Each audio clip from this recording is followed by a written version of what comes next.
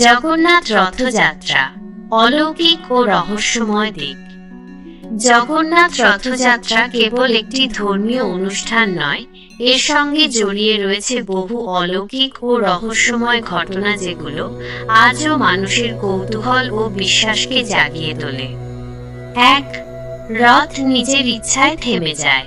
পুরাণ মতে জগন্নাথ দেবের রথ মাঝে মাঝে নিজে থেকেই থেমে যায়, তখন হাজার হাজার লোক ঠেলেও নড়াতে পারে না। আবার যখন সময় হয়, হঠাৎ করে রথ নিজে থেকেই চলতে শুরু করে। এটা ভক্তরা অলৌকিক বলেই মনে করেন। হাওয়ার মুখ 2, ধ্বজার রহস্য। বাতাসের বিরুদ্ধে পতাকা উড়ে। মন্দিরের চূড়ায় থাকা ধ্বজাটি সবসময় বাতাসের বিপরীত দিকে ওড়ে। কোনো বৈজ্ঞানিক নিয়ম এখানে কাজ করে না, এটিকে অলৌকিক বলেই ধরা হয়। 3. পাখি মন্দিরের চূড়ায় বসে না। জগন্নাথ মন্দিরের চূড়ায় কোনো পাখি কখনো বসে না, না কাক না পায়রা। কেউ মন্দিরের উপর দিয়ে উড়েও যায় না। ভারতের আর কোনো মন্দিরে এমন অদ্ভুত দৃশ্য নেই। 4. মন্দিরের ছায়া পড়ে না। পুরীর জগন্নাথ মন্দিরের ছায়া দিনের যে কোনো সময়েই কোথাও পড়ে না। কেউ কেউ বলেন এটি স্থাপত্যের নিদর্শন, আবার অনেকেই বলেন এটি এক অলৌকিক কীর্তি। 5. সুদর্শন চক্র। সব দিক থেকে একই রকম।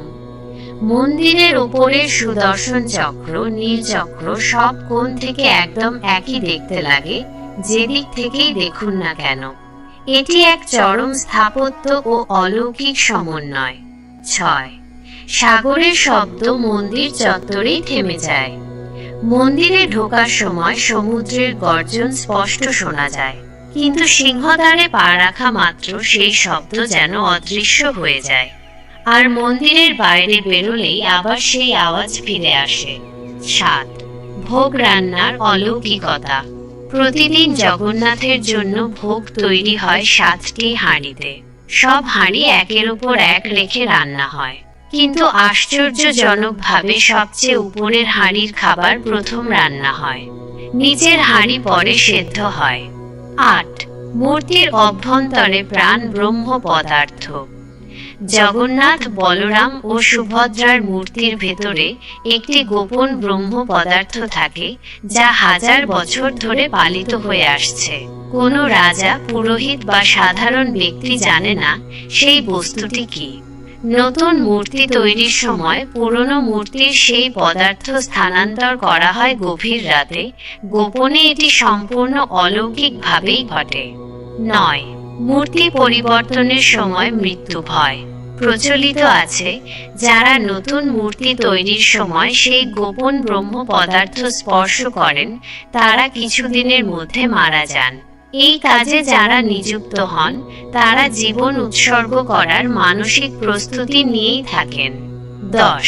পুরীর রথযাত্রায় একমাত্র জগন্নাথই বহির্গমন করেন। ভারতের অন্য কোনো দেবতা মন্দিরের বাইরে এইভাবে সাধারণ জনতার সামনে বেরিয়ে আসেন না। একমাত্র ভগবান জগন্নাথই প্রতি বছর তার ভক্তদের মাঝে নিজে আসেন রথে চড়ে। এই অলৌকিক ঘটনাগুলো শুধু কিংবদন্তি নয়, বহু মানুষ যুগ যুগ ধরে নিজে প্রত্যক্ষ করে এসেছেন। এই কারণেই রথযাত্রা শুধু উৎসব নয়, একটি আধ্যাত্মিক অভিজ্ঞতা। ভিডিওটি যদি আপনাদের ভালো লেগে থাকে, তাহলে লাইক, কমেন্ট এবং সাবস্ক্রাইব করে আমাদের সঙ্গে থাকুন। নতুন নতুন ভিডিও দেখতে চোখ রাখুন আমাদের চ্যানেলে।